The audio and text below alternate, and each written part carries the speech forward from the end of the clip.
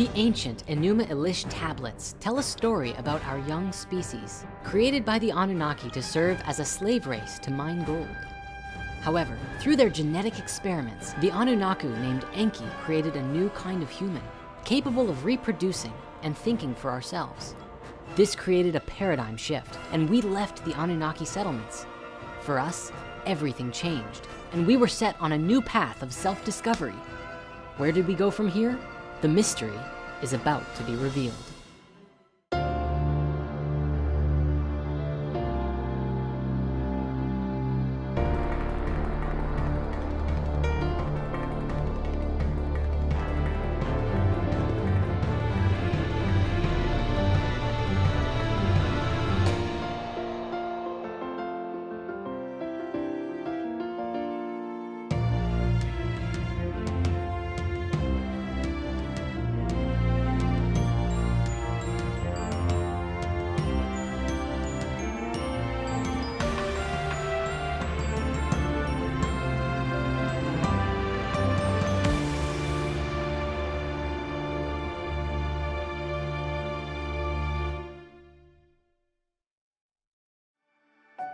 When discussing the story of the history of humanity, this is the part where there's a bit of a break in the chain, making it very difficult to discern the truth.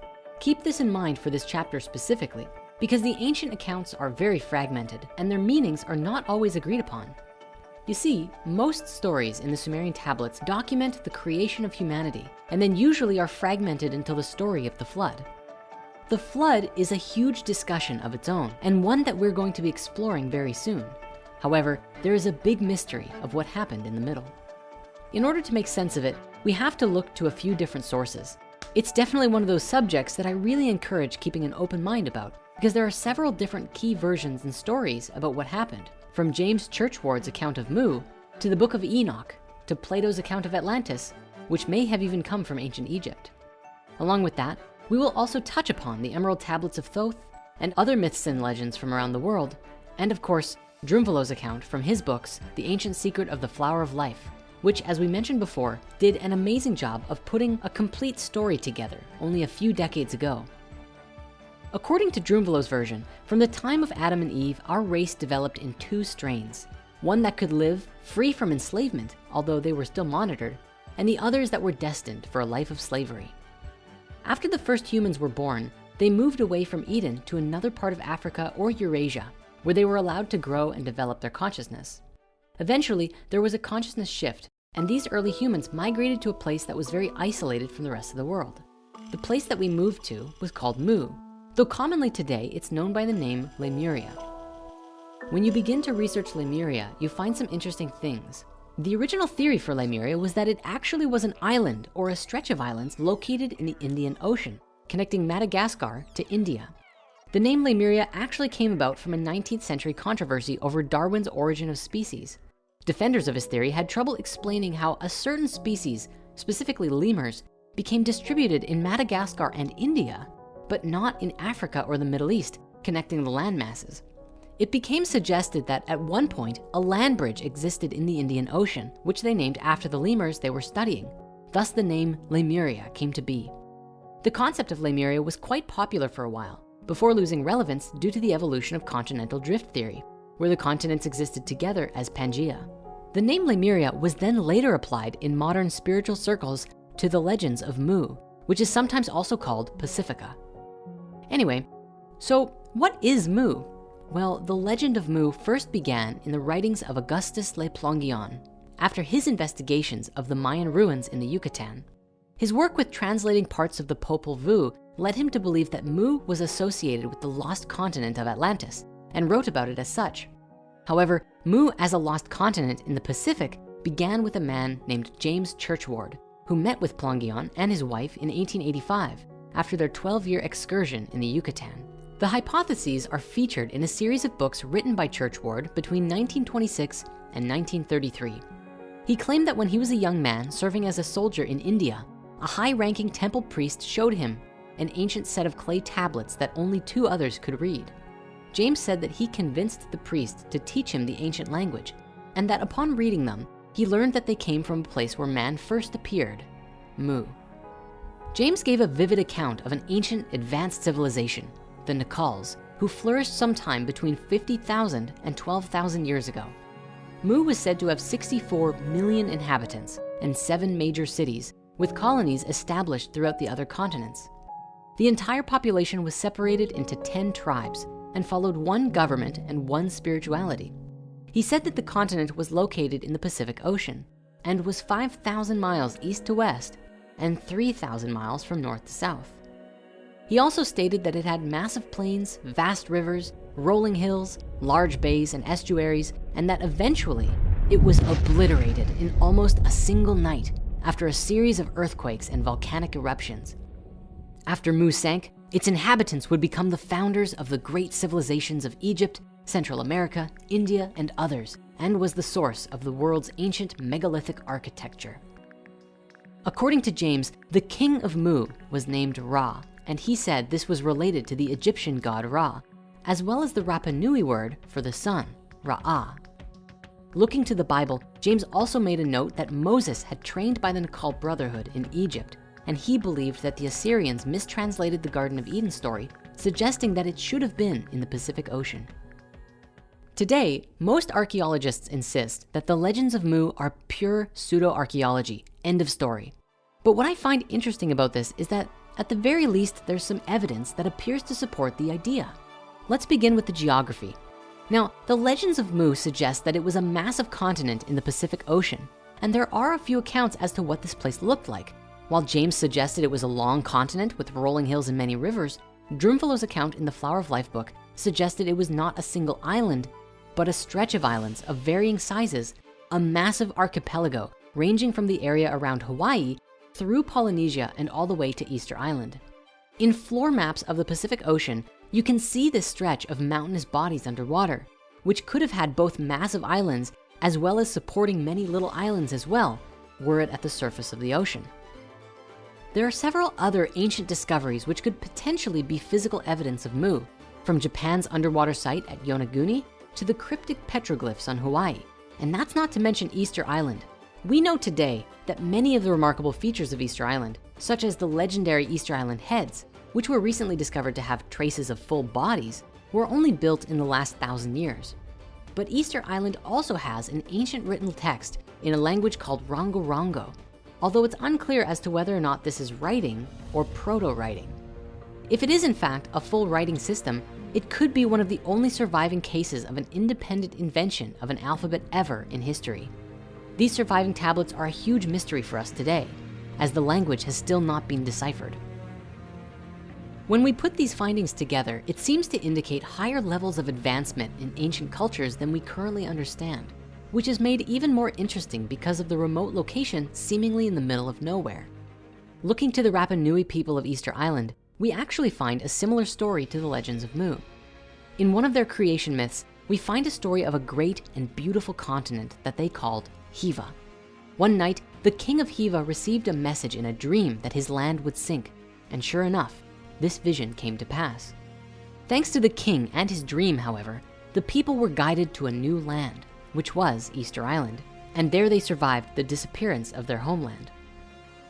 Historical and scientific investigations on the people of Easter Island suggest that Polynesians from the Marquesas Islands traveled from the west to their new home, but the date is unknown, with estimates for their arrival ranging anywhere between 300 to 1200 AD, perhaps even further back given the lack of evidence. This seems to show that the myth of Easter Island has more historical truth to it than mere fable. They did in fact migrate to Easter Island, and one wonders what other parts of the myth may also prove to be true. Stepping back to the history of the people of Mu, in the ancient secret of the Flower of Life, Drumfalo described that the descendants of Adam and Eve were taken by Enki to Mu, although he used the name Lemuria, so that they could safely grow and develop their consciousness on their own, without interference from the slave miners or the Annunaki, who were still mining Africa for its gold and inhabiting their cities and temples across the Middle East. There are a few different theories regarding the timeline of Mu. Some theories place Mu's existence from about 75,000 years ago to 30,000 years ago, and it was at that time that it sank and Atlantis rose. Others believe that Lemuria and Atlantis existed at the same time, which is what we find in James Churchward's version of the story. In Drumfalo's telling, on Mu, humans evolved to a very high level of consciousness where we became capable of doing things that would seem almost impossible to us today. Supposedly, we experienced a reality where matter was less dense and more permeable to our thoughts and feelings. And so we were able to levitate, move through solid objects, and other amazing feats.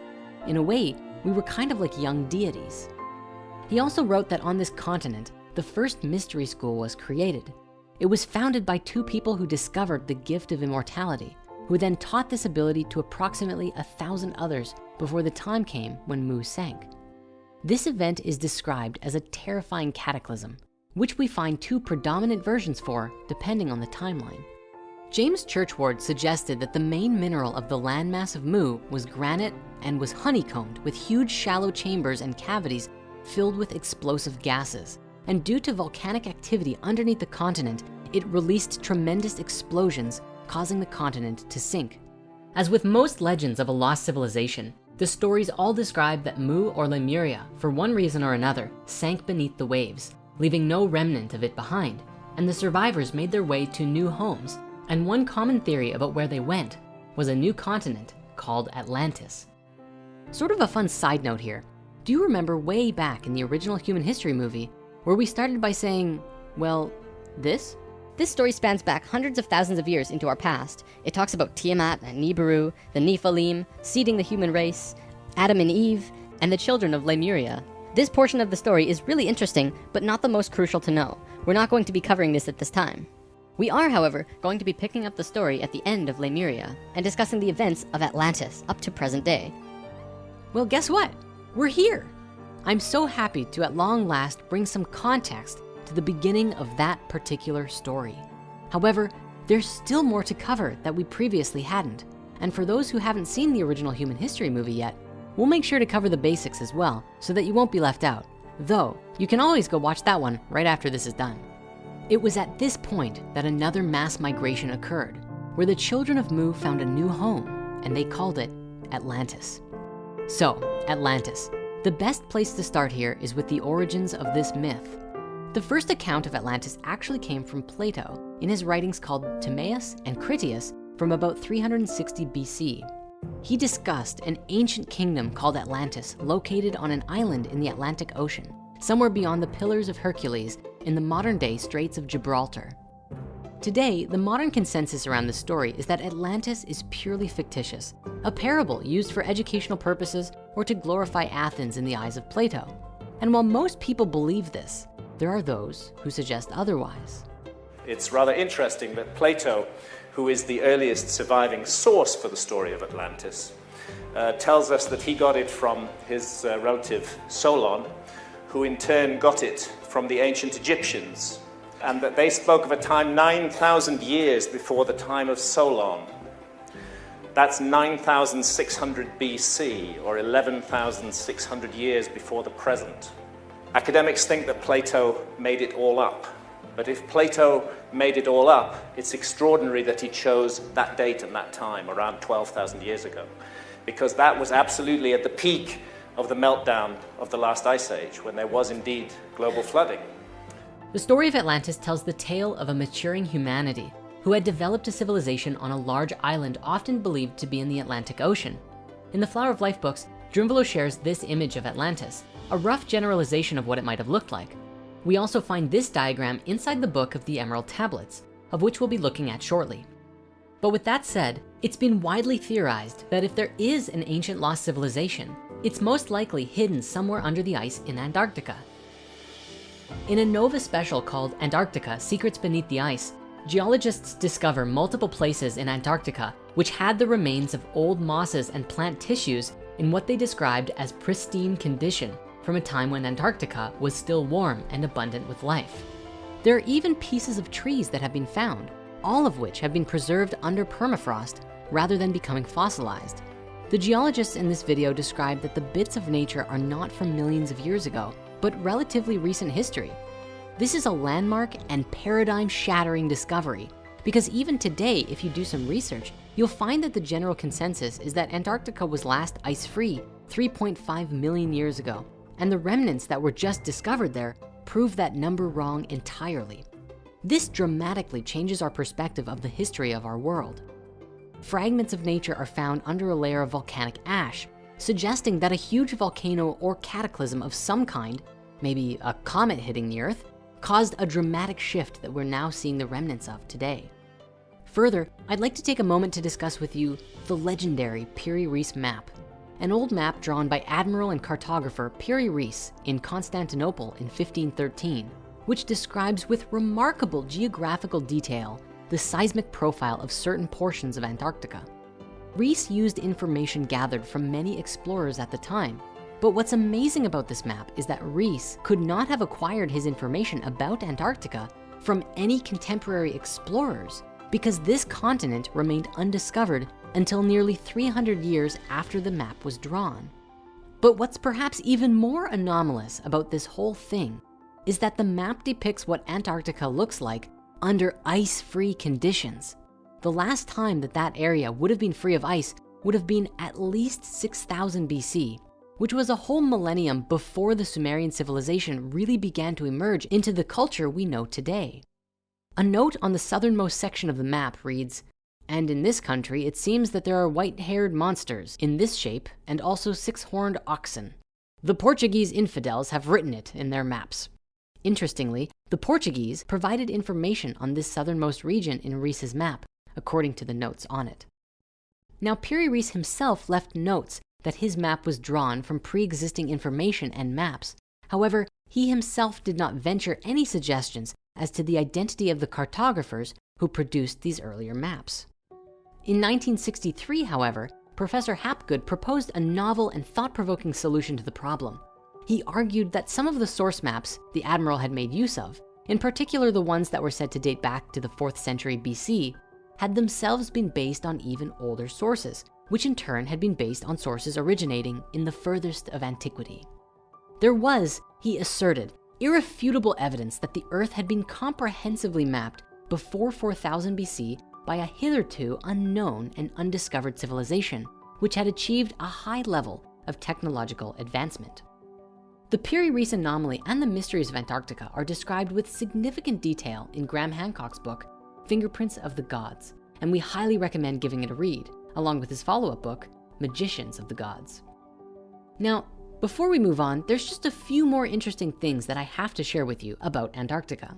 The first is a particularly curious accidental leak of information that supports this idea that something is going on down there. And it actually comes from Fitbit. You see, recently Fitbit published a world heat map with Strava to show where people are commonly wearing their Fitbits. Now, I suppose most people do not disable their location services because this published map at first showed a number of curious formations under the ice in Antarctica, including a large ring and some other underground bases. Since this was initially published, the government or whoever has forced Fitbit to remove these images from their public heat map, but you can still find a few YouTube videos of people pointing them out. Well, hey, like this one. Finally, in the last several years, photos that were taken using Google Earth were publicized, causing more than a few heads to turn. Here is one that shows a rather curious formation that is clearly not natural to the environment. And here is one that looks more than a little bit like a pyramid. Many were quick to suggest that this was a remnant of some Atlantean civilization, but many critics were quick to put forth that it was just a four-sided mountain, and that pyramid-shaped peaks are very common, such as the Matterhorn in the Alps and Mount Bullenstinder in Iceland as notable examples. And while there's no question that these are mighty mountains, this one in Antarctica is significantly cleaner. There's just no comparison really. It's much less rigid than any of the examples the skeptics give to try and debunk it. But look, it might just be a convenient mountain.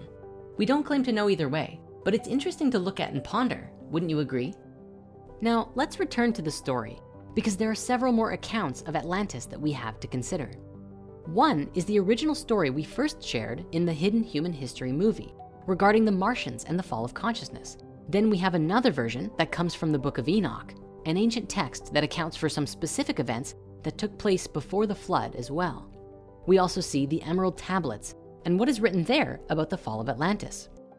Because we've already made a movie about the Atlantis Martian story, we'll just cover it briefly here. And for the sake of the story and the visualization of it, for now we're just going to show Atlantis as we have so far, as a continent of its own. But keep in mind that this is kind of a placeholder, as Atlantis is a great mystery. Even the name Atlantis comes from later writings about this land. And if we were to go back in time and discover that it was real, it most likely was not called Atlantis in their own language. Who knows? Did the continent really sink? Was it Antarctica?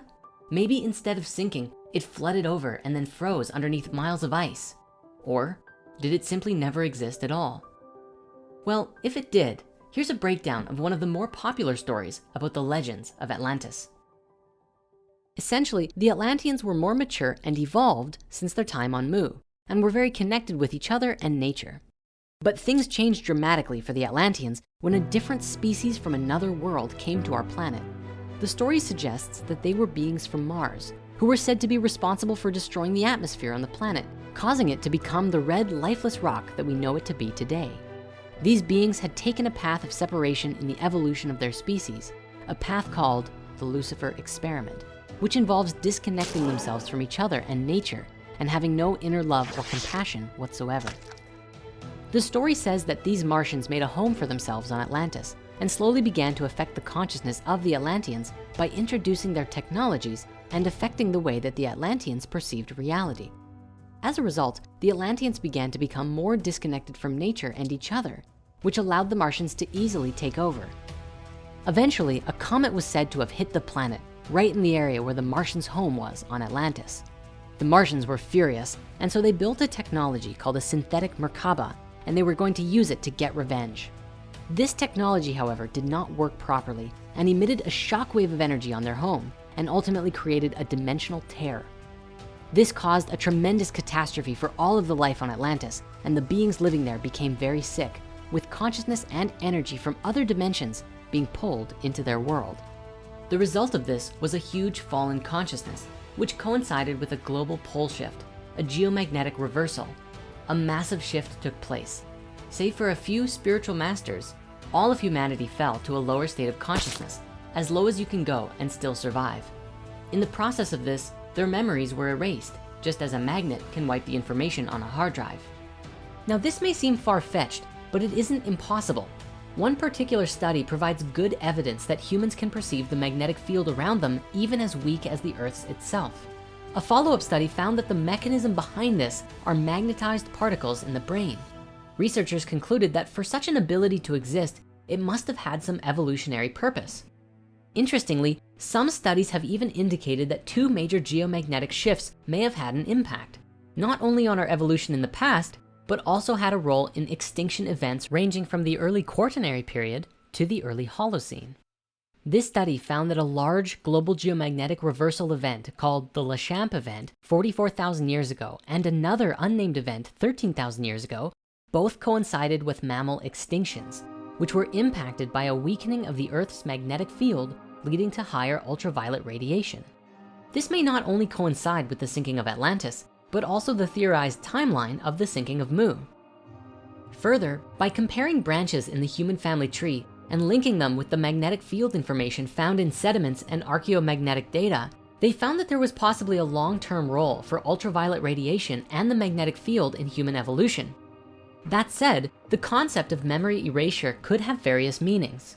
In one sense, it could be a global magnetic effect wiping human memories, but it could also relate to the destruction of all of our technology and most of civilization, and being reduced to a level of consciousness where we had to start over technologically from scratch, with no records and very little evidence of any ancient civilization. This entire story is said to have happened 13,000 years ago, at the point when Earth went through a huge shift pertaining to its polar ice caps, when a massive amount of ice sheets began to melt, flooding the world with water and potentially helping to usher in the Holocene, the epoch of time we are in today after the end of the last ice age. After this shift, small pockets of humans slowly began to develop and discover life all over again from square one. And the few spiritual masters who kept their memories began to support us as we became capable of comprehending their stories. They may have tried to explain the history of the world, but the fallen humans couldn't comprehend it. And so the stories were masked in the legends of the gods so that humanity could come to make sense of who they were and where they came from. These quote unquote gods seeded civilizations around the world, from ancient Mesopotamia and Egypt to India and all the way to the Olmecs in Mesoamerica. Of course, it may be more logical to presume that it was Enki or the other Anunnaki who helped seed civilization once more, at least in ancient Sumer, or perhaps a combination of the two. Ultimately, this is the point at which a lot of this entire story would have been passed down to the Sumerians.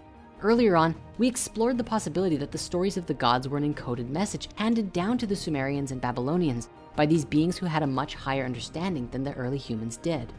If this story is true, then this is how the Sumerians would have come to have knowledge of the origins of the solar system from previous higher beings who shared it with them. But is it truly possible that this is how it all happened? Now, in this story, it was said that the goal for us as a species was to return to our original higher consciousness in as short of a time as possible. And the time that was forecasted for us to finally begin remembering who we are and what our place in the cosmos is this point in time right now, which is why this conversation is more important than ever. For it would seem as though we are at a huge turning point for our species and actively shifting into a higher consciousness more and more each day. Interestingly, this shift in energy is currently being mirrored by the Schumann resonance in our Earth's magnetic fields. The electromagnetic resonance being generated by lightning discharge in a part of the upper atmosphere known as the ionosphere has been increasing recently to coincide with our frequency shift. This means that our magnetic field is actually changing to coincide with our evolution, which I find just to be amazing. This is a very exciting time in our evolution, as with research teams like the Global Coherence Initiative and HeartMath, some very interesting research is being done on the interconnection between humanity and Earth's magnetic fields and energetic systems, giving us insights into our own frequency changes as and when they happen. Anyway, back to Atlantis. As I was saying, there's a few other versions of how the story could have transpired. We're going to now briefly look at these other two accounts of Atlantis from ancient times. First, let us begin with the Emerald Tablets of Thoth the Atlantean. These are said to be 12 ancient tablets which are under the care of a secret society in Egypt who have vowed to protect the sacred wisdom inscribed upon them. The tablets are said to have been written by Thoth, who presided on Atlantis before the fall and whose Atlantean name was Chiketet Arlik Vomalites. The tablets were supposedly translated by a man named Dr. Doriel. Of course, these tablets are believed by many to be a hoax, for no modern picture of them actually exists, and they're not on display in any museum. Critics of this work point out that Doriel seemed to write these tablets based on the occult Theosophist society and other spiritual teachings and channelings, along with a few ideas thrown in found within H.P. Lovecraft stories. And those connections do seem to be valid. Yet, even if the tablets themselves are not truly authentic, it would seem as though they are predominantly based upon a number of wisdom teachings. Doriel also provided a rich account of Atlantean culture, which could have been channeled, but of course, it's unclear if any of it is grounded in truth. For myself, I found a great deal of inspiration and wisdom by reading these passages, and they can be excellent tools for exploring the inner mysteries and contemplating the universe. Spirit Mysteries recently published a new edition of the Emerald Tablets, made to be easily legible to the modern reader, for the original publication is like, "Hark now and hear ye, and thou thine own inner flame shall be lit." It can be a bit hard to follow, so you'll find links in the comments to go and get a free download today. The Emerald Tablets describe a number of different things, from wisdom teachings to ancient history. In a nutshell, Thoth describes the beauty and majesty of Atlantis, a bright and vibrant home for the people who lived there. He goes on to describe the degeneration of the hearts of the Atlanteans, which led to their downfall and the Great Cataclysm. He said that Atlantis fell because there were those who were too proud of their knowledge and dared to enter the halls of Amenti in order to get greater knowledge, kind of a lust for power moment that created the cataclysm. This could be referring to the Martians building the synthetic Merkaba with forbidden powers. He also said that the few who survived did so by using a spaceship which today is buried beneath the Sphinx. This is a concept we explored much more thoroughly in the original Human History movie. Throughout the Emerald Tablets, he also describes a great deal of wisdom which we can use to evolve our consciousness. We highly recommend you go and read these passages for yourself if you haven't. For now though, let's stay on the subject of history because we have one more account of this pre-flood period of time to look at. Now, the Book of Enoch is one of the most ancient religious texts we have available to us today, with influence extending into the New Testament, even despite it not being considered biblical canon. The text appears to date back to about 300 to 200 BCE, so we must establish that it is younger than the Sumerian texts.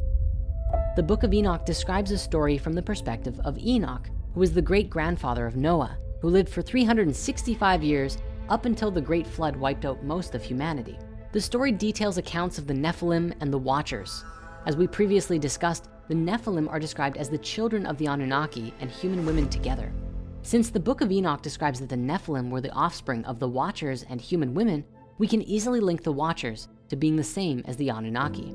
It's for this reason the Book of Enoch is so valuable to us in deciphering our past, because it provides one of the few clear links between the ancient Sumerian tablets and the stories we find in the Bible today. But because this book concerns itself so heavily with the events of the Nephilim and the Anunnaki, or the Watchers, you can probably imagine why they decided to omit this from the biblical canon.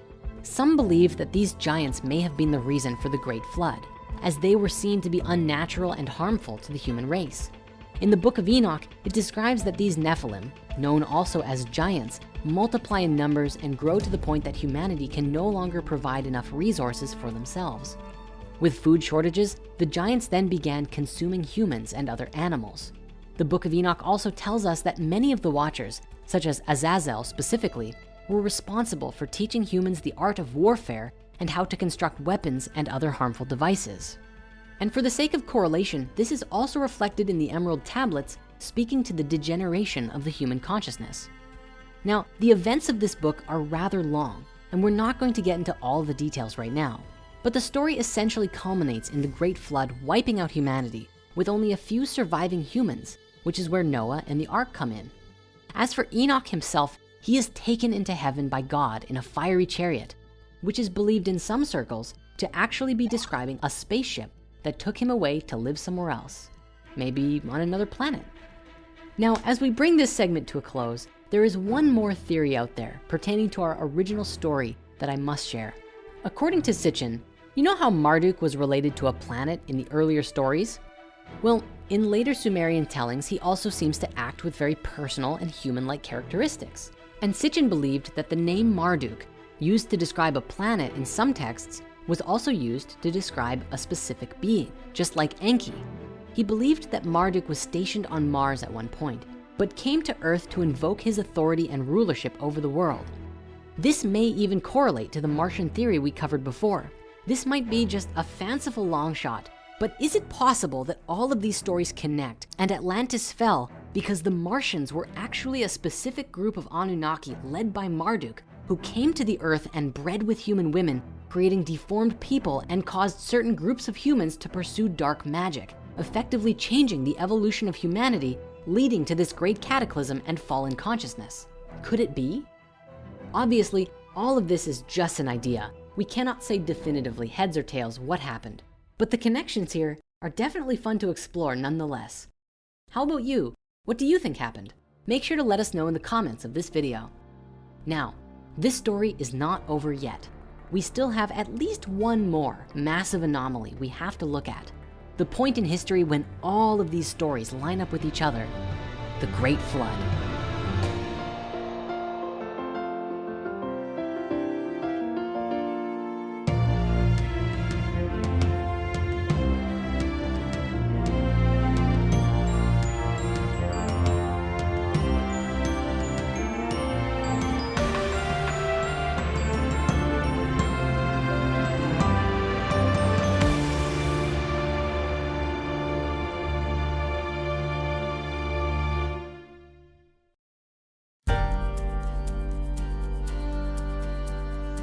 The legends of the Great Flood are found all around the world, from Mesopotamia to China and even Mesoamerica. All of the stories describe a god or gods who created the flood in order to punish and wipe out humanity. But is there any truth to these stories? And did a great flood truly cause a mass extinction long into our ancient past? Find out next time on Spirit Science, the Great Flood.